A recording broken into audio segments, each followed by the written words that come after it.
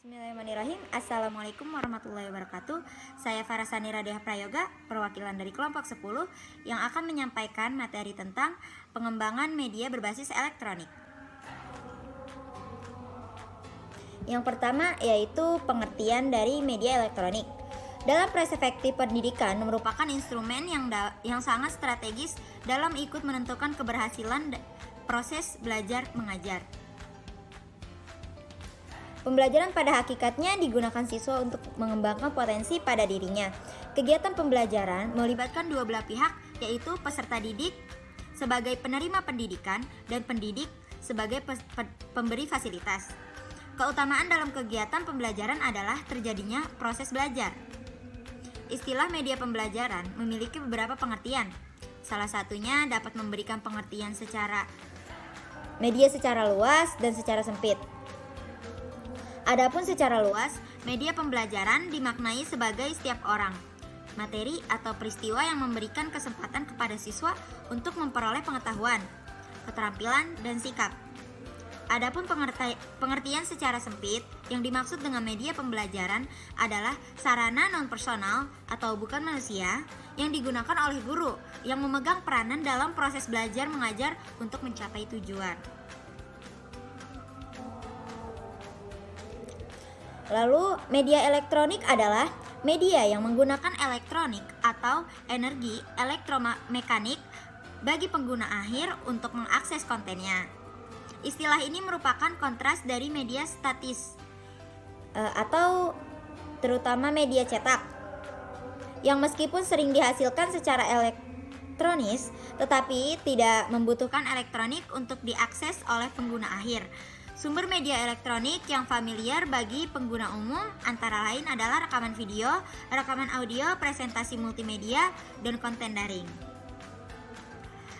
Baik, selanjutnya akan dilanjutkan oleh teman saya. Perkenalkan, nama saya Muhammad Akbar Hidayatullah dari kelompok 10 dengan NIM 210 103 110 152. Di sini saya akan menjelaskan tentang jenis-jenis media elektronik, kelebihan dan kekurangan media elektronik. Di zaman sekarang sudah berkembang pesat alat-alat digital, terutama di benda yang bersifat elektronik. Namun, tidak semua barang elektronik itu bisa kita manfaatkan untuk media pembelajaran. Berikut macam-macam media pembelajaran yang kami kumpulkan secara umum. Yang pertama, komputer. Komputer merupakan media pembelajaran yang bersifat serbaguna. Bisa dibuat untuk pengelolaan data-data, pembelajaran online atau ujian online. Masih banyak lagi kegunaan komputer ini untuk media pembelajaran. Akan tetapi, banyak kekurangan yang dihasilkan dari pemakaian komputer ini, seperti halnya harganya mahal, penyedotan listrik yang sangat banyak, butuh penyesuaian tempat yang sangat luas, hanya bisa digunakan pada tempat khusus saja, bisa dikatakan susah untuk digunakan di mana-mana. Yang kedua yaitu laptop. Laptop ini bisa dikatakan perkembangan dari komputer, yang mana kegunaannya itu hampir sama dengan komputer. Tapi laptop lebih unggul karena kan laptop cukup fleksibel, tidak membutuhkan listrik yang banyak, bisa dibawa kemana-mana, harganya pun bisa dijangkau mulai dari spek rendah ataupun ke paling tinggi seperti laptop gaming. Yang ketiga yaitu handphone. Handphone ini pada umumnya dikenal dengan sebutan HP, bukan merek ya, yang merupakan media elektronik paling populer di kalangan siswa sampai mahasiswa. HP juga bisa dikatakan perkembangan dari laptop yang mana lebih fleksibel, bisa digunakan di mana-mana, mudah untuk digunakan, alat komunikasi paling mudah.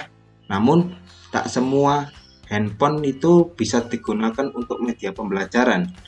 Oleh karena itu, kita sebagai pelajar harus bisa memilih handphone yang mendukung media pembelajaran. Yang keempat yaitu LCD proyektor. LCD proyektor ini merupakan media elektronik yang membutuhkan pasangan. Bergunanya LCD dan LCD proyektor ini saat ada pasangannya seperti komputer, laptop, atau handphone. Karena LCD proyektor ini merupakan media elektronik yang dipergunakan untuk menyajikan tampilan layar dari media yang tersambung menjadi besar dan bisa dilihat banyak orang. Selanjutnya ialah kelebihan dan kekurangan media elektronik. Yang pertama adalah kelebihan. Kelebihan dari media elektronik itu sendiri ialah memudahkan segala kebutuhan-kebutuhan kita sehari-hari, seperti dalam pembelajaran, transaksi, komunikasi, dan masih banyak lagi kelebihan-kelebihan yang kita rasakan dengan adanya media elektronik itu sendiri. Akan tetapi, di balik adanya kelebihan dari media elektronik itu sendiri, pasti ada juga kekurangan yang kita cukupkan, sehingga dapat memperoleh kelebihan itu sendiri, seperti dari teknis, biaya, dukungan sarana seperti listrik dan internet. Oleh karena itu, saya bilang bahwa di mana ada kelebihan, di situ ada kekurangan yang kita tanggung. Karena ada kekurangan, di situ ada kelebihan yang kita manfaatkan. Baik, saya Dinda Putri Wanistiti dengan NIM 210103110 akan menjelaskan mengenai peran media elektronik dalam pembelajaran. Perannya ialah alat yang digunakan untuk menyalurkan pesan atau informasi, juga sebagai alat bantu dalam proses belajar mengajar dengan mengoptimalisasi penggunaan media. Pembelajaran juga dapat berlangsung untuk mencapai hasil yang lebih maksimal. Selain itu, peran dengan menggunakan media elektronik dalam pembelajaran ini dapat meningkatkan keefektifan dalam pembelajaran, baik dalam proses maupun hasilnya, sehingga tercapailah tujuan pembelajaran. Karena dalam proses pembelajaran ini, antara materi guru, strategi, dan media pembelajaran, serta siswa menjadi salah satu rangkaian yang sangat saling mempengaruhi satu sama lain. Selanjutnya, manfaat media elektronik dalam pembelajaran. Yang pertama, meningkatkan kualitas belajar. Kenapa? Karena dengan adanya bantuan elektronik juga dapat menyampaikan informasi secara audio atau pendengaran, juga secara visual, sehingga proses pembelajaran mereka bisa lebih menarik dan tidak membosankan. Maka dari itu, kualitas belajar mereka menjadi meningkat. Kemudian yang kedua, pembelajaran menjadi interaktif. Karena dengan adanya penjelasan yang sangat beragam yang disampaikan kepada siswa secara beragam juga melalui beberapa sekolah lewat bantuan media tersebut.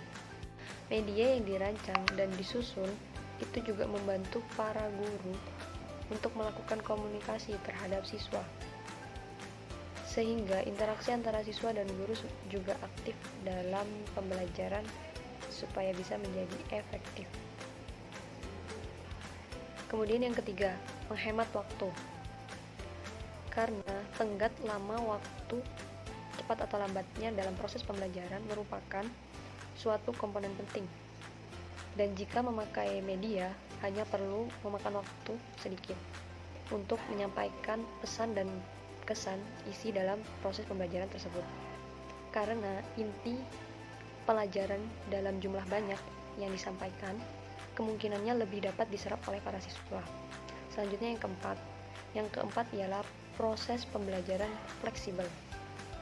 Karena dengan melalui media elektronik, proses pembelajaran menjadi lebih cepat, dan dapat terjadi di mana saja dan kapanpun. Karena di zaman sekarang ini banyak aplikasi-aplikasi yang memudahkan untuk pembelajaran para siswa. Selanjutnya yang kelima ialah pembelajaran lebih produktif.